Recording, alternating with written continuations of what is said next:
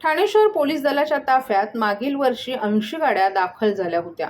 त्याचप्रमाणे यंदाही ठाणे जिल्हा नियोजन समितीमार्फत ठाणे शहर पोलिसांच्या ताफ्यात लवकरच तब्बल 44 नव्या कोऱ्या, बोलेरो आणि स्कॉर्पिओ या गाड्या दाखल होतील असा विश्वास पोलीस दलाकडून वर्तवण्यात येत आहे।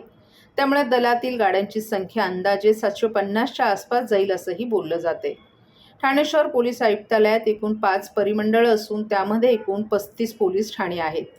आयुक्तालयाच्या कार्यक्षेत्रात दिवसेंदिवस वाढतं नागरीकरण आणि लोकसंख्येमुळे पोलीस ठाणे आणखीन वाढण्याची शक्यता नाकारता येत नाही।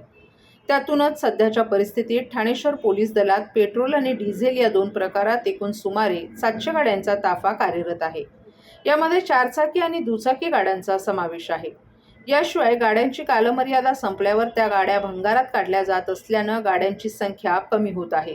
दरम्यान शासन स्तरावरून पोलीस दलाला गाड्यांचं वाटप केलं जातं। त्याशिवाय स्थानिक पातळीवरील ठाणे जिल्हाधिकारी कार्यालयामार्फतही गाड्या पोलीस दलाकडून मागणी केल्यास ठाणे जिल्हा नियोजन समितीमध्ये विशेष प्रयोजन करून त्या निधीतून दिल्या जातात। यंदाही 44 गाड्या लवकरच दाखल होतील असं एका वरिष्ठ पोलीस अधिकाऱ्यानं सांगितलं।